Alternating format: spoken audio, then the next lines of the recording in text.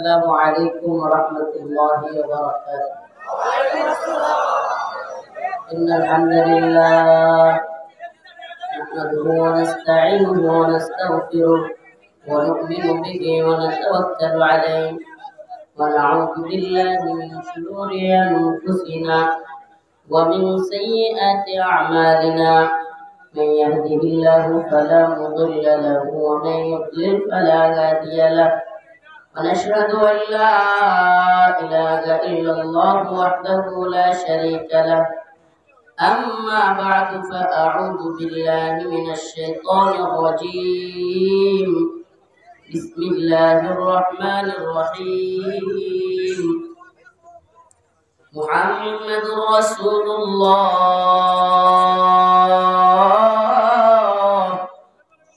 والذين معه أشداء على الكفار رحماء بينهم. صدق الله مولانا العظيم وصدق رسوله النبي الكريم ونحن على ذلك من الشاهدين والشاكرين والحمد لله رب العالمين. الأهداف foundation ও উত্তর মোহাম্মদপুর দক্ষিণ পাড়া বাইতুল নূর জামে মসজিদের উদ্যোগে আয়োজিত আজকের এই তাফসীরুল কোরআন মাহফিলের সম্মানিত সভাপতি, সম্মানিত উলামায়ে কেরাম, মুরব্বিয়ানে আযম, প্রিয় যুবক ভাইরা, স্নেহের ছোট ভাইরা, পর্দা নিশীন শ্রদ্ধেয় মা ও বোনেরা, আল্লাহ পাকের দরবারে অসংখ্য অগণিত শুকরিয়া যে আল্লাহ পাক আপনাকে আমাকে কোরআন সুন্নাহ থেকে কিছু কথা বলবার এবং শুনবার তৌফিক দান করেছেন। সেজন্য অন্তরের অন্তঃস্থল থেকে কালিমাতুল শুকর আদায় করে স্বতঃস্ফূর্ত আওয়াজ করে বলি আলহামদুলিল্লাহ। প্রিয় উপস্থিতি, আমি আপনাদের সামনে ইসলামের মৌলিক একটা আকীদা আল ওয়ালা ওয়াল বারা, আল্লাহর জন্য মুহাব্বত, আল্লাহর জন্য ঘৃণা, এই বিষয়ে কথা বলতে যাচ্ছি। ইসলামের মৌলিক একটা আকীদা আল্লাহর জন্য মুহাব্বত, আল্লাহর জন্য। আমরা কাউকে ভালোবাসবো কার জন্য? কারো বিরুদ্ধে দাঁড়াবো সেটাও কার জন্য? ব্যক্তিগত কারণে না, ব্যক্তিগত কারণে, ব্যক্তিগত খায়সাতের জন্য না। এই দুনিয়ায় আমরা ব্যক্তিগত কারণে অনেক রাইগা যায়। যদি কেউ বলে এটা উত্তর মোহাম্মদপুর দক্ষিণ পাড়া, কথার কথা যে দক্ষিণ মোহাম্মদপুরে ঝগড়া লাগছে, দক্ষিণ মোহাম্মদপুর আছে না? আচ্ছা, যে দক্ষিণ মোহাম্মদপুরে তোর ভাইকে কেউ মারছে, কেন মারছে, তার ভাইয়ের অপরাধ কি, না তার ভাইয়ের কোনো অপরাধ আছে না নাই, কিচ্ছু জানার দরকার নাই, লাঠি একটা নিয়ে দে দো, করে কি করে না? কিন্তু আল্লাহর জন্য, রাসূলের জন্য হইলে এতটা খুব অন্তরে আসে না। এটাই কি বলে যে আল্লাহর জন্য মুহাব্বত, আল্লাহর জন্য ঘৃণা। যদি মুহাব্বতটা আল্লাহর জন্য হইতো, দ্বীনের জন্য হইতো, তাহলে ব্যক্তিগত পারপাসে চিন্তা আসবে যে কেন আমার ভাই কি অপরাধ করেছে, কি হয়েছে।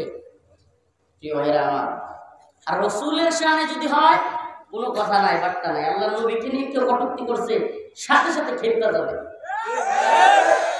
এটা ঈমানি গায়রত, এটা ঈমানি গায়রত। আল্লাহ পাক অন্য এক আয়াতেও মুমিন বান্দাদের পরিচয় এভাবে দিচ্ছেন, ইয়া আইয়ুহাল্লাযীনা আমানু মান ইয়ারতাদ্দা মিনকুম আন দীনিহি ফাসাওফা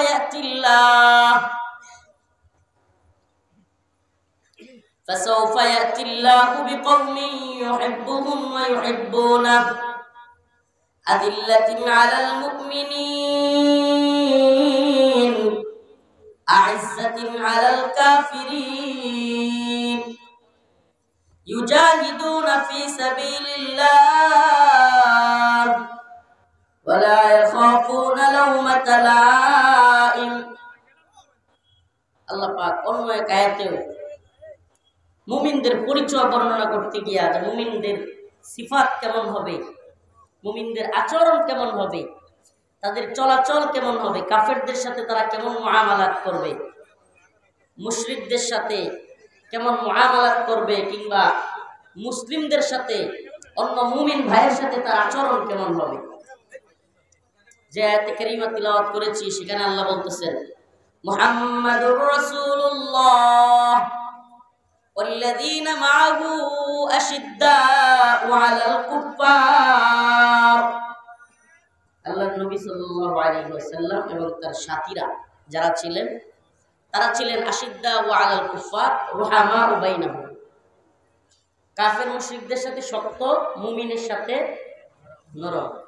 যে আয়াত আগে তিলাওয়াত করলাম এখানে আল্লাহ বলতেছেন আদিল্লাতিন আলাল মুমিনিন, মুমিনদের ব্যাপারে নরম। আইজ্জাতিন আলাল কাফিরিন, কাফেরদের ব্যাপারে শক্ত। ইউজাহিদুনা ফি সাবিলিল্লাহ, প্রকৃত মুমিনের আরেকটা গুণাবলী হলো সে আল্লাহর রাস্তায় জিহাদ করে। ওয়ালা ইয়াখাফুনা লাউমাতা লাইম, নিন্দুকের নিন্দার পরোয়া করে না। নিন্দুকের নিন্দা পরোয়া করে না। নিন্দুকের নিন্দার পরোয়া করা যাবে না। দ্বীনের কাজের ক্ষেত্রে কে কি বলল, দ্বীনের কাজে আপুষ্কামিতার সুযোগ নাই। দ্বীনের কাজে, দ্বীনের প্রশ্নে, ঈমানের প্রশ্নে ব্যক্তির জরুরত, ব্যক্তির খায়েশাত, এগুলোর কোনো জায়গা নেই। ব্যক্তি বিপদে পড়বে নাকি এটারও কোনো জায়গা নেই। কারণ যেখানে ঈমানের প্রশ্ন সেখানে চুপ থাকার কোনো সুযোগ নাই। ঈমানের প্রশ্ন তো মুমিনের সিফত তো এটা হওয়া উচিত যেটা এতক্ষণ বললাম, যে তারা কাফের মুশরিকদের ব্যাপারে শক্ত।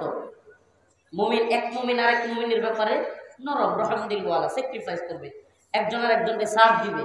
ঠিক আছে ভাই, ছেড়ে দিলাম, মনে কষ্ট রাখবে না। এখন আমাদের আচরণ হয়ে গেছে পুরাই উল্টা। আমরা মূর্তির দারোয়ান, মন্দিরের দারোয়ান, টঙ্গিতে পালোয়ান। আমাদের চরিত্র এরকম হয়ে গেছে না, যে আমরা মন্দিরে গিয়া দুর্গা পূজায় পাহারাদারি করি, দারোয়ানগিরি করি। মন্দিরের দারোয়ান, টঙ্গিতে গিয়ে আমাদের মুসলমান ভাইদের মাথায় আঘাত করে ফেলে। কি আশ্চর্য কথা! অথচ হওয়ার কথা ছিল উল্টা। উল্টা মূর্তি পূজার বিরুদ্ধে কঠিন। আমি তোদের যাবো তো নাই, পারলে এটাকে কিভাবে আটকায় দেওয়া যায়।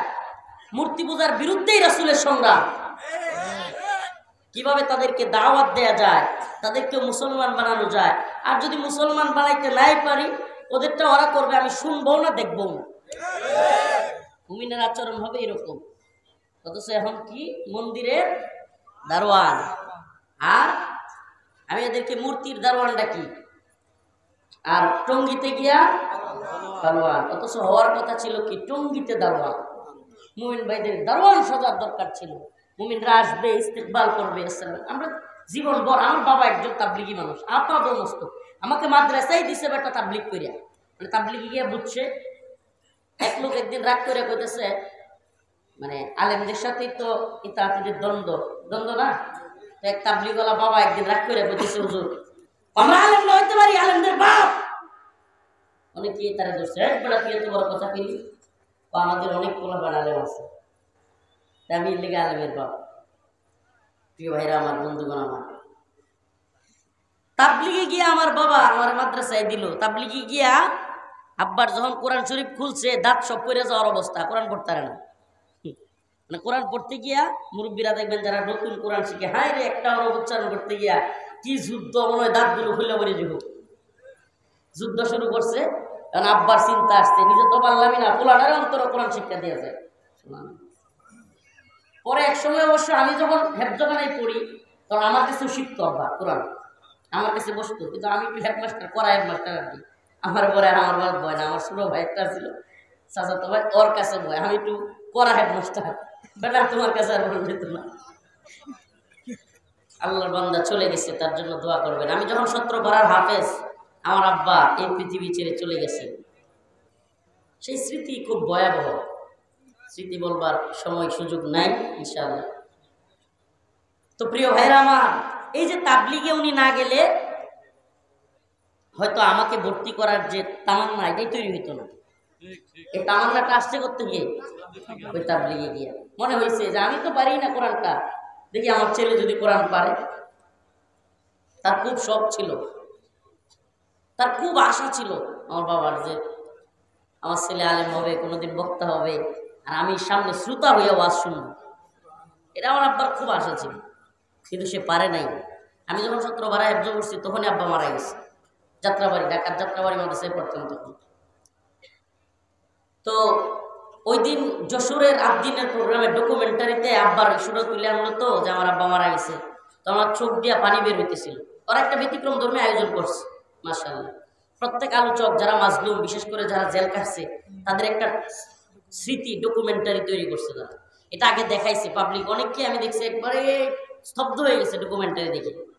প্রিয় ভাইরা আমার, বন্ধুগণ আমার, এই যে তাবলিগে গিয়া সে তার ছেলেকে ভর্তি করলো, আমরা জীবন ভর আব্বার কাছে শুনছি, তাবলিগওয়ালাদের কাছে, অনেকের কাছে শুনছি যে তাবলিগে যারা যায় মুরব্বীরা, অনেক মুরব্বী রাতে 2টার সময় উঠা টয়লেট সাফ করতেছে। রাতে 2টার সময় উঠে অন্যের জামা কাপড় ধুয়ে দিচ্ছে। সাধারণ সাথীদের জামা কাপড় ধুইতেছে আমির। এই শিক্ষা ছিল তাবলিগে। আর সেখানে কি হইল এখন? এখন রাত্রির 4টার সময়, যে 4টার সময় অন্য সময় একজন আর একজনকে গিয়া হাত পা মুছে দিত, সরি কাপড় ধুয়ে দিত, বাথরুম সাফ করে দিত। এখন এই 4টার সময় এক ভাই আর এক ভাইয়ের মাথায় গিয়া বাড়ি মারে। আফসুস, কোন দলিল দিয়ে আপনি অন্য মুসলমানের মাথায় আঘাত করাকে জায়েজ করবেন? কোন দলিল দিয়ে সম্ভব? মুসলমানের মাথায় আঘাত করা, এটা কোন দলিল দিয়ে সম্ভব? এক মুমিনের জন্য আরেক মুমিনের জান, মাল, ইজ্জত, রক্ত সবকিছু হারাম। মানে আপনি কোনো ভাইকে বাজারে গিয়ে গালি দিতে পারবেন না, এটা হারাম। কারণ সবার সামনে আপনি যখন একটা বাজারের ভিতরে কাউকে গালাগালি করবেন, তখন সে তার সম্মানহানি হবে। কি হবে? আপনি খুব মাতাব্বর হয়ে গেছে, এলাকার মাস্তান, এমনি এমনি আদেন, আপনার পোলাপান আছে কিছু ভাই বাস্তা, আপনি তো কল্পনাও করতে পারবেন না যে আপনার এই 2 লাখ এলা কিংবা 2টা গালি দেওয়ার কারণে বাজারের মধ্যে ওই বান্দা রাতের আধারে চোখের পানিগুলো ছেড়ে দিয়ে যে কান্না করছে, আল্লাহর আরশ কাঁপে গেছে। আপনি কি মনে করেন? আপনি দেখছেন না? আপনি দেখেন নাই? আপনার চোখের সামনেই না 2024 সালের 5ই আগস্ট হাসিনা পালাইলো। এমনকি তার যত নিচের সাগরেদ ছিল, কর্মী ছিল, একেবারে স্থানীয় পর্যায়ের নেতা থেকে সবগুলো পালাইছে। এমনকি যেগুলো পালায় না সেগুলো ভয়ে আছে। আপনি কি এটা দেখেন না? যারা জুলুম করছে তাদের পরিণতি থেকে আমাদের শিক্ষা নেওয়া উচিত না? সমস্ত জালেমদের থেকে আমাদের শিক্ষা নেওয়া উচিত, সমস্ত জালেমদের থেকে। হাদিসের মধ্যে আসছে, আল্লাহ রাসূল সাল্লাল্লাহু আলাইহি সাল্লাম বলেন যে আল্লাহ পাক সবাইকে তওবা করলে মাফ করে দিবেন। একটা হাদিসে আসছে যে আরাফার ময়দানে যারা উপস্থিত হবে, আরাফার ময়দানে আল্লাহ পাক তাদের সবাইকে মাফ করে দিবেন, ইল্লা জালিম, জালিম ছাড়া। আপনি কল্পনা করতে পারেন জুলুম, সর্বনাশ, জুলুম কি ভয়াবহ আল্লাহর কাছে। আরাফার ময়দানে থাকা হাজিদের সবাইকে আল্লাহ ক্ষমা করবেন, ইল্লা জালিম, জালেম ছাড়া। চিন্তা করা যায় আল্লাহ জালেমদের প্রতি কত বেশি ক্ষুব্ধ। এজন্য যারা গরিব, যারা অসহায়, তাদের প্রতি জুলুম করা থেকে আমাদেরকে বিরত থাকতে হবে। বিরত থাকবো তো ইনশাআল্লাহ। তাহলে আমরা কি টঙ্গিতে পালোয়ান, কাফেরদের দারোয়ান? হ্যাঁ না, কাফেরদের বিরুদ্ধে পালোয়ান, টঙ্গিতে দারোয়ান? মুসলমানের জন্য প্রয়োজনে বুক পেতে দিব, প্রয়োজনে পিঠটা পাইতে দিব, কিন্তু কাফেরদের ব্যাপারে ছাড় দিতে রাজি।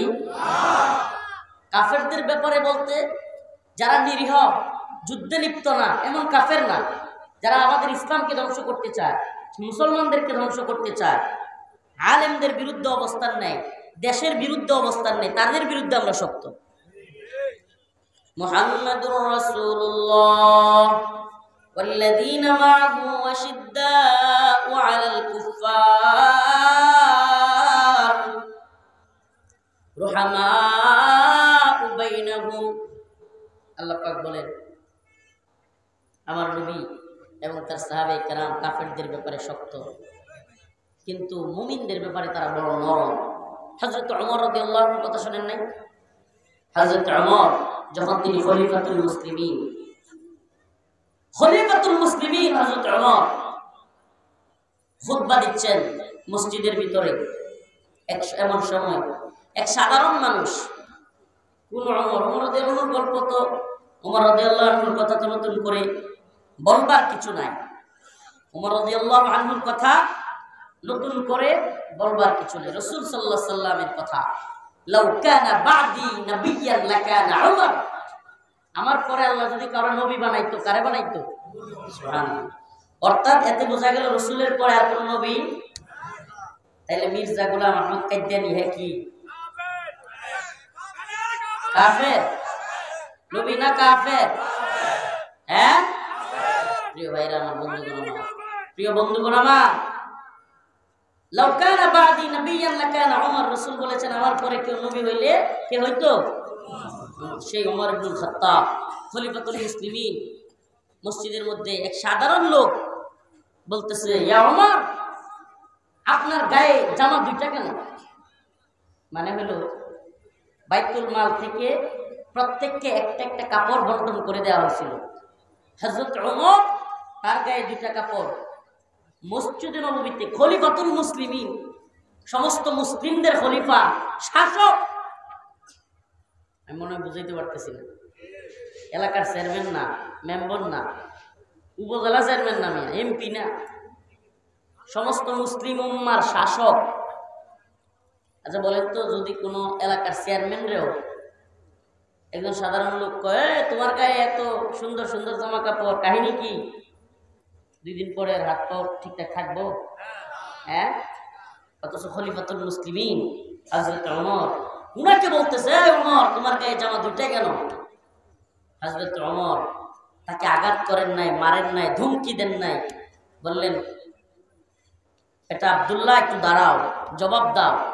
আব্দুল্লাহ ইবনে ওমর দাঁড়ায় বললেন, ভাই, আমার বাবার গায়েও জামা একটাই থাকতো, কিন্তু আমার বন্টনে যে নতুন একটা দেওয়া হয়েছিল, আমি আমার বন্টনের জামাটা আমার বাবাকে দিয়ে দিছি, এই জন্য 2টা হয়ে গেছে। সুবহানাল্লাহ বলবেন না? খলিফাতুল মুসলিমিন। এখন আমাদের তো হযরত ওমর রাদিয়াল্লাহু আনহুর ঘটনা শুনতাম যে রাতের আধারে নিজের পিঠে কইরা নাকি বস্তা নিয়ে নিয়ে মানুষের বাড়ি বাড়ি যেত। আর আমাদের সাবেক প্রধানমন্ত্রী সে হেলিকপ্টারে থাইকে মানুষের দেখতে বন্যায় 3টা শাড়ি নাকি পাল্টাইছিল একদিনে, নিউজ হয়েছিল। এটা কয় শাড়ি? হেলিকপ্টারে থাইকে, তাও কি দিয়া দেখে? হেলিকপ্টার। এই তো শাসকদের মধ্যে পার্থক্য। বলুন হুজুর, হযরত ওমরের কথা বললে কি লাভ আছে? এত দূরে যাওয়ার দরকার নাই, একটু আফগানের দিকে তাকিয়ে দেখেন। আফগানের মন্ত্রীরা, এমনকি উচ্চ পর্যায়ের নেতারা, মন্ত্রীরা পায়ে হেঁটে, সাইকেলে করে, অটো রিক্সা দিয়ে অফিসে যায়। এটা যেন খিলাফতের রাশেদার আরেক নমুনা। সুবহানাল্লাহ। খিলাফতের রাশেদার নমুনা এমনিতেই হবে।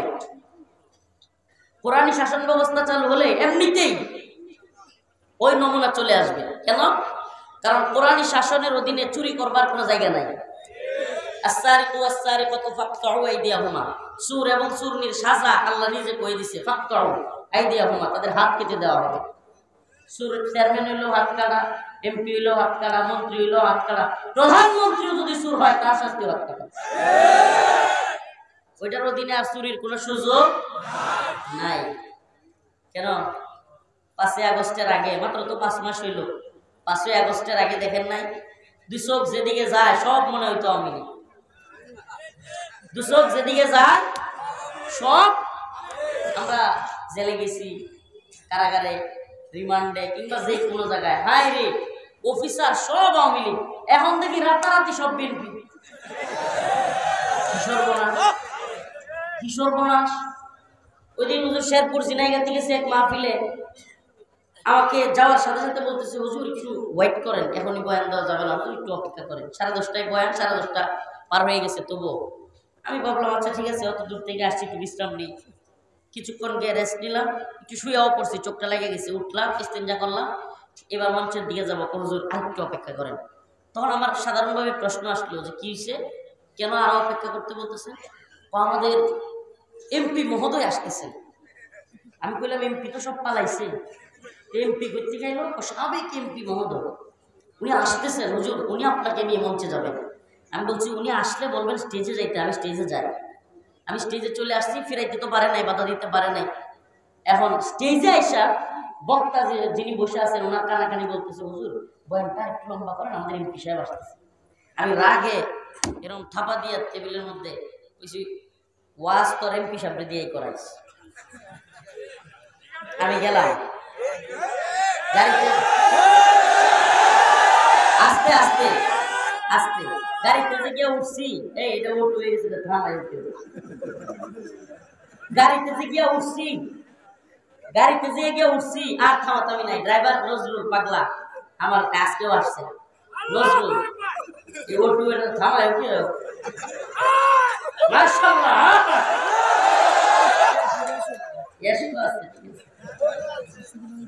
তো বলতেছিলাম, নেমে গেছি। নজরুলে কইলাম সামনে দিয়া যেটাই আইব সরাই দিবেন, প্রয়োজনে যাইতেই থাকবেন, মানে হালকা হালকা যাবেন আর কি, এতে করে মনে করবো উড়াই দেবো, সরে যাবো। একবার এইভাবে চলে আসছি। পাবলিকে তো মনে করেন যে লড়া দিচ্ছে, পাবলিকে যা ধরছে একবারে। এই জন্য এই যে কাজগুলো নতুন করে রাতারাতি, ও একটা কথা একটু জুড়ে সুরে বলে আসছিলাম রাগে, যে এতদিন এই লোকগুলোই আওয়ামী লীগের সামসামি করতো, এরাই এখন পুরুষ পাল্টায় বিএনপির সামসামি করছে। এটা একবারে জুড়ে সুরে বলে আসছিলাম, যারাই চরিত্র পাল্টাইতে এদের ন্যূনতম সময় লাগে না। কারণ কি জানেন, এদেশের গণতান্ত্রিক যত রাজনৈতিক দল আছে এরা আদর্শিক কেউ না, এদের ন্যূনতম কোনো আদর্শ নাই। সুবিধাবাদ জিন্দাবাদ, সুবিধাবাদ সুবিধাবাদ জিন্দাবাদ। আদর্শ আসলে আদর্শিক ইসলাম ব্যতীত অন্য কোনো জিনিস আদর্শিক হয় না। ইসলাম একটা আদর্শিক শক্তি। ইসলাম একটা, আফগানে মুসলমানরা বিজয়ী হইল কেন? আফগানে রাশিয়া কিংবা আমেরিকার কামান, বিমান, ড্রোন, মিসাইল কোনটা কি আফগানের তালেবানদের চাইতে কম ছিল? হ্যাঁ, কম ছিল? বেশি ছিল। তবুও আফগানের মোল্লারা কেমন বিজয়ী হয়েছে? একটাই কারণ, আদর্শিকভাবে তারা শক্তিশালী ছিল। এই জন্য আমাদেরকে আদর্শের জায়গাটা বুঝতে হবে। আদর্শ 10টা মানুষ যদি, 10টা মাত্র কয়টা? 10টা মানুষ যদি আদর্শিকভাবে একেবারে গোড়া হয়, শক্তিশালী হয়, এই 10টা মানুষ পুরো পৃথিবী চেঞ্জ করে দিতে পারে। কেউ তাদেরকে চেঞ্জ করতে পারবে না। তারা মরলে কমবে, তারা মরলে কমবে, কিন্তু আদর্শিকভাবে যদি চেঞ্জ না হয় অসম্ভব তাদেরকে চেঞ্জ করে। তারা বাড়াবে, লোক আস্তে আস্তে কি করবে? দাওয়াত দিয়ে দিয়ে তারা কি করবে? বাড়াইতে থাকবে। এই জন্য আদর্শিকভাবে শক্তিশালী হওয়া, আল্লাহর জন্য ভালোবাসা, আল্লাহর জন্য ঘৃণা, কোন দলের জন্য না, মতের জন্য না, নেতার জন্য না, নেত্রীর জন্য না। কোন দল নাই, কোন মত নাই, কোন নেতা নেত্রী নাই। আমার আল্লাহর বিরুদ্ধে গেলে আমরা কাউকে মানি না। এটা মুসলমানের আদর্শ, এটা মুসলমানের। ওই যে কথাটা বললে দিলে, এটা দেখাইছে আর কি, আসলে এটা বিষয় না হুজুর, এটা কোনো বিষয় ছিল না। ওই যে প্রধানমন্ত্রী মানি না, রাষ্ট্রপতি মানি না, এই বক্তব্য, এটা কোনো কিছুই না। মূল কারণটা ছিল মোদী বিরোধী আন্দোলনে কেন শরীক হইলাম। দাদারে খুশি করতে গিয়া দিদি সব আলেমদের জেলে ভরে দিছে। দাদারে খুশি করতে গিয়া দিদি সব আলেমদের জেলে ভরে দিছে। দাদা খুশি হইলো ঠিকই, কিন্তু শেয়ার ঠিকই রাখতে পারবে। এখন দাদাও দিদির কাছে, দিদিও দাদার কাছে। ভালো হয়েছে না? ওই যে রাশেদ খান মেনন, সরি কি একটা মন্ত্রী ছিল, আব্দুল শাইতান, মানে আব্দুল মুমিন, ওটার নাম মুমিন আল্লাহর নাম, তো এটা আব্দুল মুমিন পেতে আমার ইচ্ছা হয় না। এটা আব্দুল শাইতান। এই আব্দুল শাইতান বলছিল যে আমাদের ভারত বাংলাদেশের সম্পর্ক হলো না, এটা অবৈধ সম্পর্ক ছিল। অবৈধ সম্পর্ক করা কোনো মাইয়াকে বাড়িতে রাখা ঠিক না। আমরা এই জন্য জায়গা মতো পাঠাই দিছি, কি বলেন? এখন ওখান থেকে ষড়যন্ত্র চলছে, চলমান, কিভাবে এই দেশকে ধ্বংস করে দেওয়া যায়। এমনকি ওখানে গিয়া বাংলাদেশে ভারতীয় বাহিনী যেন আক্রমণ করে সেটাও চাইছিল। আল্লাহ পাক আমাদের এই ভূখণ্ডকে ইসলামের জন্য, দ্বীনের জন্য কবুল করুন, বলেন আমিন। প্রিয় ভাইরা আমার, শত্রু মিত্র চিনা আজকের আলোচনা। মুহাম্মাদুর রাসূলুল্লাহ ওয়াল্লাযীনা মা'আহু আশিদ্দাউ 'আলাল কুফফার রুহামাউ বাইনাহুম। আল্লাহ রাব্বুল আলামিন বলেন, আল্লাহর নবী এবং তার সাহাবায়ে কেরাম আল্লাহর জন্য কাউকে ভালোবাসতেন। আশিদ্দাউ 'আলাল কুফফার, তারা কাফেরদের ব্যাপারে শক্ত। রুহামাউ বাইনাহুম, নিজেরা নিজেদের ব্যাপারে খুবই নরম, সফট। হযরত ওমর নিজের ব্যাপারে কত নরম মানুষ, কত নরম মেজাজ দেখালেন। তার ছেলে আব্দুল্লাহকে বললেন, বেটা জবাব দাও। আব্দুল্লাহ, হযরতে আব্দুল্লাহ ইবনে ওমর দাঁড়ায় বললেন, ভাই আমার আব্বার গায়ে জামা একটাই ছিল, আমার গায়ে একটা বাবাকে দিয়ে দিছি। সুবহানাল্লাহ। সেই হযরতে ওমরের কাছে দুই ব্যক্তি হযরতে ওমর রাদিয়াল্লাহু আনহুর কাছে বিচার নিয়ে আসছে। হযরতে ওমরের কাছে বিচার আনার পূর্বে তারা আরো দুইজনের কাছে গেছিল। কয়জন? একজন হলো হযরতে আবু বকর, আরেকজন হলো জনাব মুহাম্মদুর রাসূলুল্লাহ। দুইজন লোক, ইহুদি এবং আরেকজন হলো নামদারি মুসলমান। তারা একবার হযরত আবু বকরের কাছে গেছে। হযরত আবু বকর বিচার ফাইসালা দিলেন ইহুদির পক্ষে। রাসূলুল্লাহ সাল্লাল্লাহু আলাইহি ওয়াসাল্লাম কাছে গেছেন, আল্লাহ রাসূলও বিচার ফাইসালা করলেন ইহুদির পক্ষে। আসলে এটা ইসলামের সৌন্দর্য। আপনি মুসলমান হন আর যেই হন, সঠিক ন্যায় বিচারের ক্ষেত্রে আপনার বিরুদ্ধে গেলেও ইসলাম এটাই বলে, যার পক্ষে যাবে, ন্যায় বিচার যার পক্ষে যাবে সে বিধর্মী হতে পারে, এতে কোনো ইসলামের কোনো আপত্তি নেই। সুবহানাল্লাহ। দুইজনের কাছে বিচার নিয়ে গিয়াও ওই নামদারি মুসলমান যখন জিততে পারে নাই, ইহুদির পক্ষে রায় চলে গিয়েছে, সে ক্ষিপ্ত হইয়া হযরত ওমরের কাছে গিয়া বলে, ওমর তাদের বিচার আমি মানি না, তোমার বিচার মানব। হযরত ওমর দাঁড়ায় গেলেন, বললেন, হযরত আবু বকর এবং রাসূলের বিচার তোমার ভালো লাগে নাই, মানবা না? কয় তোমার বিচার মানব। বলে ঠিক আছে বসো, আমি বিচার করতেছি। ঘর থেকে গিয়া তরবারিটা নিয়ে আয়েশা কল্লার মধ্যে আঘাত করে বললেন, এই হলো আমার বিচার, যে রাসূলের বিচার মানে না, যে আমার রাসূলের বিচার মানে না, এই হলো তার বিচার। দুইটা ঘটনা একই ব্যক্তির। কয়জনের? একই ব্যক্তির দুইটা ঘটনা বললাম। আমিরুল মুমিনিন হযরত ওমর তার জামা নিয়ে প্রশ্ন তুলল একজন সাধারণ মানুষ, নিজে কোনো জবাব দেন নাই, মারেন নাই, হুমকি দেন নাই। তার ছেলেকে দাঁড় করায় দিয়া বললেন, বেটা উত্তর দাও। আর যখন আল্লাহর নবীর বিরুদ্ধে চলে গেল, তিনি সহ্য করেন নাই, কল্লা ফেলে দিয়েছেন। তাইলে বোঝা যায় নিজের আঘাত লাগলে সহ্য করেন, কিন্তু আল্লাহর নবীর বিরুদ্ধে আঘাত লাগলে সহ্য করেন না। সুবহানাল্লাহ। হযরত আবু বকর, যার ব্যাপারে সমস্ত খতিবগণ, সমস্ত জুমার নামাজের ভিতরে সবাই, সমস্ত খতিবরা উম্মতি উম্মতি আবু বকর বলে, কি বলে না? অথচ এত রহমওয়ালা, নরম দিলওয়ালা, আল্লাহর নবীর প্রিয় সাহাবী হযরত আবু বকর, এক ব্যক্তি আয়েশা রাসূলের কাছে বিচার দিচ্ছে, ইয়া রাসূলুল্লাহ আবু বকর তো আমার মাইরা বইছে। আবু বকর কি করছে? আল্লাহ রাসূল বলেন, না কি বলো, আবু বকর মারবে? হযরত আবু বকরকে ডাকলেন, আবু বকর আপনি তাকে কি মারছেন? হযরত আবু বকর বললেন, ইয়া রাসূলুল্লাহ। আল্লাহর নবী বললেন, কেন মারলেন? হযরত আবু বকর বলেন, ইয়া রাসূলুল্লাহ আমাকে নিয়ে যদি কিছু বলতো, আমার বাবারে নিয়ে কিছু বলতো, আমি তারে কিচ্ছু বলতাম না, কিন্তু আমার আল্লাহর সে ফকির বইলা গালি দিছে। আমার আল্লাহর ফকির বলছে, আমার সহ্য হয় নাই, মাইরা বইছি। সুবহানাল্লাহ। নিজের ব্যাপারে তারা সহ্য করতেন, কিন্তু আল্লাহ রাসূলের ব্যাপারে সহ্য নাই। রাসূলুল্লাহ সাল্লাল্লাহু আলাইহি ওয়াসাল্লামের ঘোষণা, মান সাব্বা নাবিয়ান ফাকতুলু। क्या है फरमाया रसूलुल्लाह सल्लल्लाहु अलैहि वसल्लम? फरमाया रसूलुल्लाह सल्लल्लाहु अलैहि वसल्लम, मान सब्बा नबिय्यान फाकतुलु।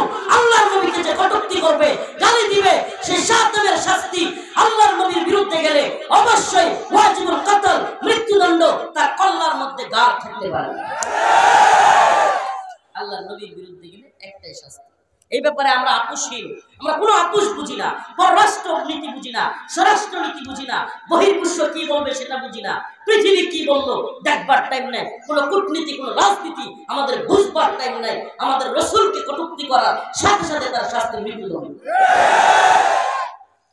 ও মুহাম্মদ আরবির উম্মতেরা, আল্লাহ এবং তার রাসূলের প্রতি এই ভালোবাসাকে কেউ উগ্রবাদ বলো, কেউ জঙ্গিবাদ বলো, যে যেটা মন চায় বলতে পারে, কিন্তু আমরা উগ্র নই, আমরা উদার। আমরা উদার। সমস্ত কাফের যদি মুসলমান হইয়া জান্নাতে যায়, আমরা কি কোনোদিন কমু যে কাফের মুসলমান হয়ে জান্নাতে যায়? কে মুদিও যদি কালে করে তওবা করে জান্নাতে জায়গা, মুদি মুসলমান হয়ে যায়, আমাদের আপত্তি আছে কারো? সুবহানাল্লাহ, এটা ইসলাম, এটা মুসলমান, এটা ইসলাম ধর্ম। কিন্তু মুমিন ছাড়া কোন কাফের নেতৃত্ব মুসলমান মানতে পারে না। কাফের নেতৃত্ব মুসলমান মানতে। وَإِذِ ابْتَلَى إِبْرَاهِيمَ رَبُّهُ بِكَلِمَاتٍ فَأَتَمَّهُنَّ قَالَ إِنِّي جَاعِلُكَ لِلنَّاسِ إِمَامًا قَالَ وَمِنْ ذُرِّيَّتِي قَالَ لَا يَنَالُ عَهْدِي الظَّالِمِينَ। আল্লাহ রাব্বুল আলামিন হযরত ইব্রাহিমকে বলেন, وَإِذِ ابْتَلَى إِبْرَاهِيمَ رَبُّهُ بِكَلِمَاتٍ فَأَتَمَّهُنَّ। হযরত ইব্রাহিম আলাইহিস সালামকে আল্লাহ বলেন, আপনি পরীক্ষায় পাস করেছেন, আপনাকে ক্বালা ওয়াইদ বিতালা ইব্রাহিম রাব্বুহু বিকালিমাতিন ফাতাম্মাহুন ক্বালা ইন্নী জাইলুকা লিন-নাসি ইমামা। আপনাকে ইমাম বানানো হবে, নেতা বানানো হবে। হযরত ইব্রাহিম বললেন, ক্বালা ওয়া মিন যুররিয়াতি, আমার বংশধরদের থেকেও কি নেতা বানানো হবে? আল্লাহ বলেন, ক্বালা লা ইয়ানালু আহদিজ জালিমিন, আমি জালেমদের থেকে কাউকে নেতা বানাই না। তার মানে কাফের জালেম এরা মুসলমানদের নেতা হওয়ার যোগ্য না।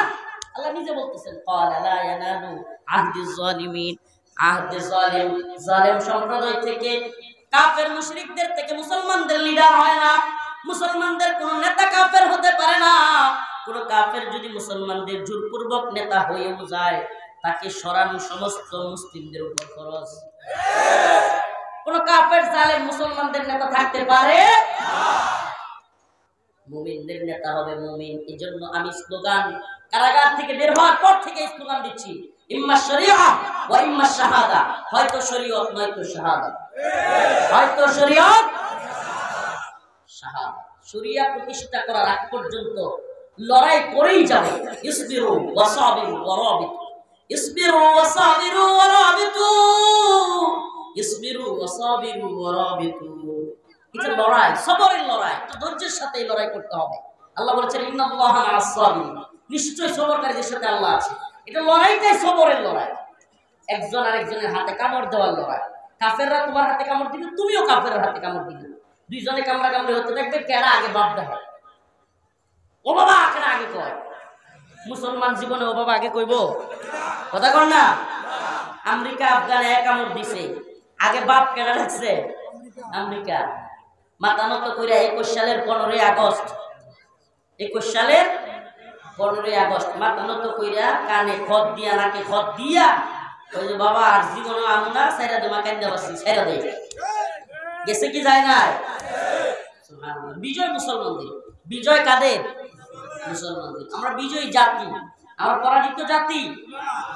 মুসলমান ইমানদার, ও মুসলমান ইমানদার, ইহুদিরা তার টেম্পল নির্মাণ করার জন্য, দ্য গ্রেট ইসরায়েল নির্মাণ করবার জন্য প্রস্তুতি নিচ্ছে। তাদের স্বপ্ন, ইহুদিবাদীদের স্বপ্ন, দ্য গ্রেট ইসরায়েল, গোটা পৃথিবী শাসন করবে ইসরায়েলরা, ইহুদিরা, তাদের স্বপ্ন এটা।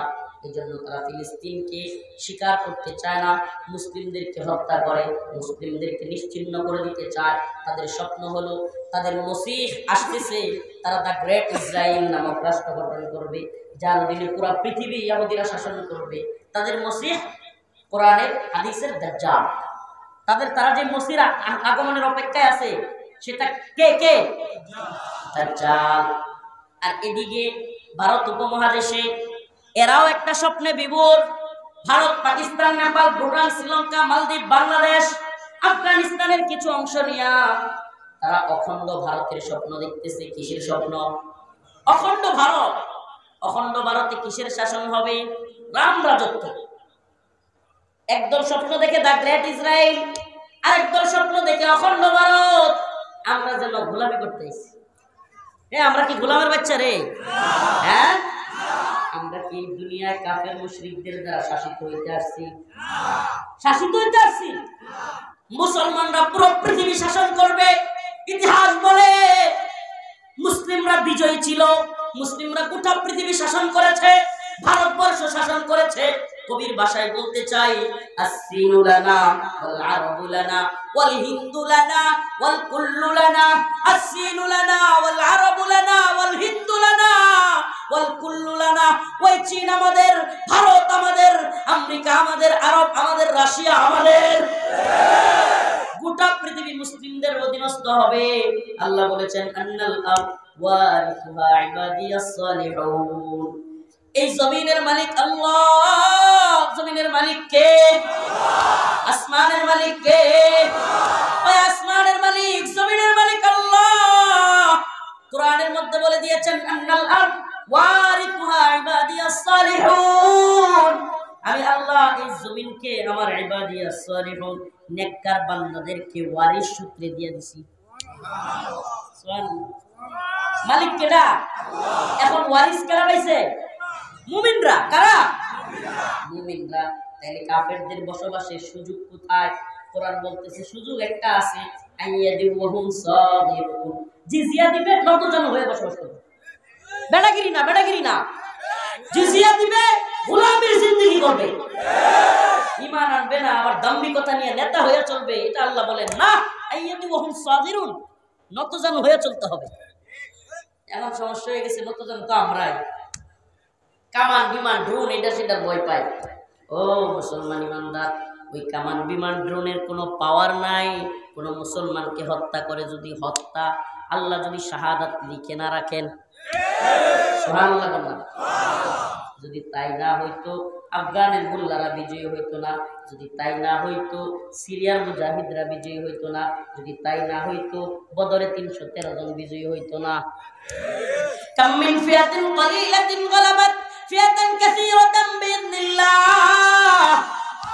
আল্লাহ পাক ছোট্ট ছোট্ট দলকে আল্লাহর উপর ভরসা রাখলে, আস্থা রাখলে বড় বড় দলের বিরুদ্ধে বিজয়ী করবেন। এই ঘোষণা কার? আল্লাহ। সুবহানাল্লাহ। আমার রাসূল বলেন, আমার উম্মতের বাহিনী যদি 12,000 হয়, কয় হাজার? আমার উম্মতের কোন দল যদি 12,000 মুজাহিদের হয়, পৃথিবীর কোন সুপার পাওয়ার নাই ওই 12,000 মর্দে মুজাহিদের বাহিনীকে হারায় দেয়। সুবহানাল্লাহ। রাসূল সাল্লাল্লাহু আলাইহি ওয়াসাল্লাম বলেছেন, কে বলেছেন? যেই নবী জীবনে কোনদিন তার দুই ঠোঁটের মাঝখান দিয়ে মিথ্যা বলেন নাই। মক্কার কাফের মুশরিকরা পর্যন্ত এই কথা স্বীকার করত, বলতো মুহাম্মদ জাদুঘর, মুহাম্মদ পাগল, মুহাম্মদ গণক, নাউজুবিল্লাহ। কিন্তু কোনদিন রাসূল সাল্লাল্লাহু আলাইহি ওয়াসাল্লামকে পাগল বলে নাই, সরি মিথ্যুক বলে নাই। তারা পর্যন্ত আলামিন স্বীকার করত, রাসূল বিশ্বস্ত। সুবহানাল্লাহ। তাইলে আমরা কি বিজয়ী না পরাজিত? আমরা কি ওই থার্ড টেম্পল কিংবা ইহুদিবাদীদের গ্রেট ইসরায়েলের অধীনে থাকতে চাই, কিংবা ভারতের অখণ্ড ভারতের রাম রাজত্বের অধীনে থাকতে চাই? আমরা তো গোটা পৃথিবী শাসন করব। হুয়াল্লাযী আরসালা রাসূলাহু বিল হুদা ওয়া দীনিল হক লিযহিরাহু আলাদ দীনি কুল্লি। এই দিন আসছে বিজয়ী হইয়া সমস্ত দ্বীনের উপরে জায়গা দেওয়ার জন্য। এই দিন আসছে কি জন্য? বিজয়ী হওয়ার জন্য, পরাজিত হওয়ার জন্য। মুসলিমরা পরাজিত হওয়ার জন্য আল্লাহ পৃথিবীতে পাঠায়। আল্লাহ পাক আমাদেরকে বিজয়ী জাতি হিসেবে কবুল করুক, বলেন আমিন। চিল্লায়া বলেন আমিন। তাইলে আমরা কি ভারতের অখণ্ড ভারতের রাম রাজত্ব কায়েম করনেওয়ালা ওই হিন্দুত্ববাদী মুশরিক মালউনদেরকে দেখা ভয় পায়? হ্যাঁ, ভয় পায়। কুমিল্লা তো দখল করবার কথা কয়, দিবেননি? ও কুমিল্লার যুবকেরা দিবানি? আমার যুবকেরা তোমাদেরকে বলি, সীমান্তের কাঁটাতারে যদি এরা আমাদেরকে হুমকি দেয়, ধমকি দেয়, ঢুকতে চায়, আমরা বলি ঢোক। উম্মার মুজাহিদদেরকে নিয়ে, যুবকদেরকে নিয়ে কেসিয়ার ঠাকুরিয়া তোদের মুসলমান করে দেয়। শয়তানের একটা জায়গা নেই না? রেডি আছেন তো ইনশাআল্লাহ? আমরা কামান বিমানের পরোয়া করি? ভারতের গোলামি করি? ইসরায়েলের গোলামি করি? আমরা কার গোলাম? আরে চিৎকার করে বলো না, কার গোলাম?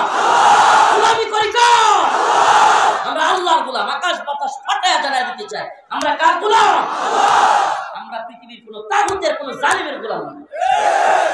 আল্লাহ পাক আমাদের আমাদের সবাইকে মর্দের মুজাহিদ হিসেবে দ্বীনের জন্য শাহাদাতের জন্য কবুল করে বলেন আমিন। আরো জোরে আওয়াজ করে বলেন আমিন। তাইলে আমাদের মুহাব্বত মুমিনের প্রতি, আদিল্লাতিন আলাল মুমিনিন, মুমিনের ব্যাপারে নরম, আইজ্জাতিন আলাল কাফিরিন, তাগুতের ব্যাপারে, কুফুরের ব্যাপারে, শিরিকের ব্যাপারে আমরা খুব গরম শক্ত, মুমিন ভাইয়ের ব্যাপারে নরম। তাইলে টঙ্গিতে আমরা হব দারওয়ান, আর মুশরিকদের বিরুদ্ধে রাজি আছি তো ইনশাআল্লাহ। মুমিনদের জন্য দারওয়ান, কাফেরদের জন্য যদি ইসলামের বিরুদ্ধে দাঁড়ায়, নাসরুম মিনাল্লাহ ফাতহুন করিম, আমার জন্য খাস করে দোয়া করবেন। সেই হরুয়া বড়রা হরুয়া যেতে হবে। কখন যাব আল্লাহ জানে। এই কমিটি, এই আল্লাহর বান্দারা, এরা ওই আগে যেখানে ছিলাম ওখানেও গেছে, এখন গাড়ি নিয়ে আমার পিছনে পিছনে ঘুরতেছে। আমার জন্য খাস করে দোয়া করবেন ইনশাআল্লাহ। হুজুর বুজুর্গ মানুষ, আল্লাহ পাক হুজুরের জন্য এখানে আসছে, হুজুরকে কবুল করুক। আপনাদের এলাকার সন্তান ইনশাআল্লাহ, আল্লাহ যদি আবার কখনো বাঁচায় রাখেন, তৌফিক হয়, যোগাযোগ করে ইনশাআল্লাহ আসার চেষ্টা করবো। আল্লাহ পাক আমাদের